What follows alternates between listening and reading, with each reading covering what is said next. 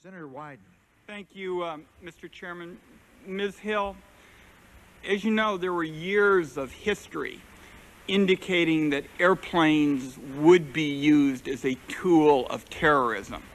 And yet you state on page 30, and I'll quote here, "Our review to date has found no indications that prior to September 11th, analysts in the intelligence community were cataloging information regarding the use of airplanes as weapons, as a terrorist tactic, sending requirements to collectors to look for additional information on this threat, or considering the likelihood that bin Laden, Al-Qaeda, or other terrorist groups would attack the United States or U.S. interests in this way."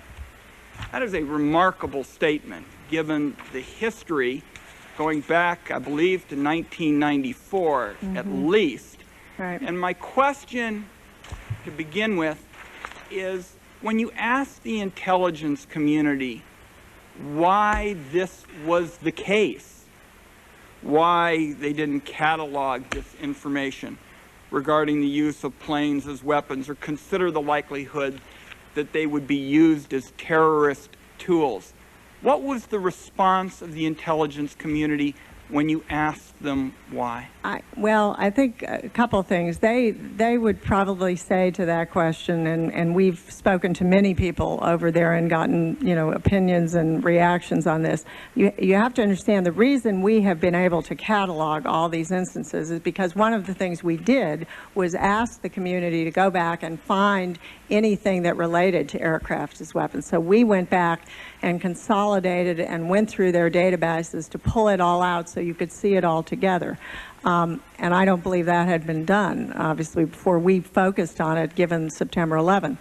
But so one, it's not been all pulled together for them to see it, all other than piecemeal over time.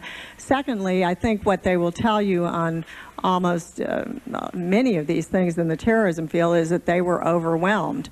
The people who were looking at Al-Qaeda and bin Laden will complain to you about resources, about the amount of information that was coming in. They were overwhelmed by almost a flood of information because, as you can see from our statement, there's a lot of reporting in there just on these topics. And of course, that reporting is but a small amount of the overall amount of reporting that the community deals with. So I think the reason they would give you that they had not done that was that it was spread out over time.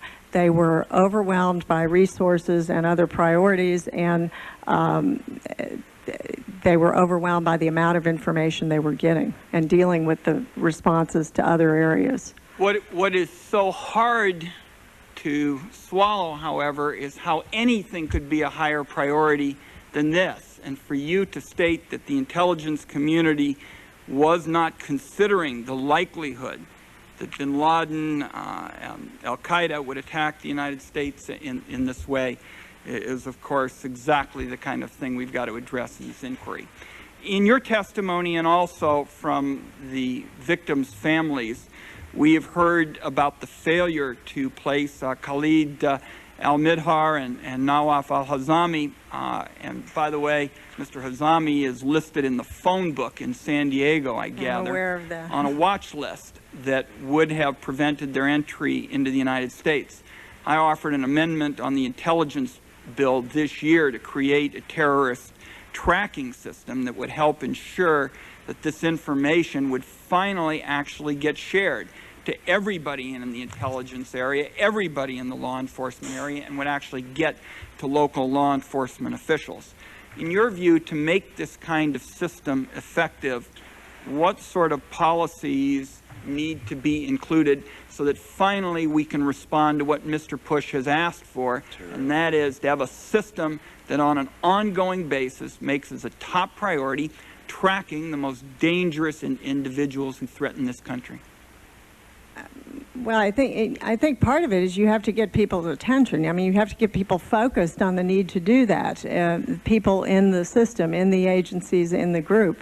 that is working on those issues. I mean, in this case, and we will, we're going to go into that particular case in much more detail when we present our testimony or statement on the hijackers that would relate to the case you're talking about. So we will go into it in a lot more detail and tell you what we've heard from people who were handling that information at the time and why it slipped by them. But I think part of what you will hear again was you may hear things, everything from they had too many things to do, it wasn't considered that significant, they were overwhelmed, and it was simply a mistake. They made a mistake.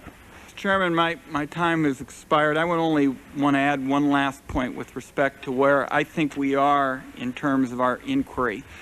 As we all know, there are many, both on this committee and off, who think that essentially this committee ought to punt to an independent effort. I'm of the view that the bar is very, very high now in terms of establishing the credibility of this effort and to show that we're capable of attacking these fundamental problems. This is not something that's going to be solved by just moving the boxes around on the organizational charts and people going up with pointers and saying the problem is solved. So I think Ms. Hill has helped us with the families get off to a good start, and I look forward to working with my colleagues.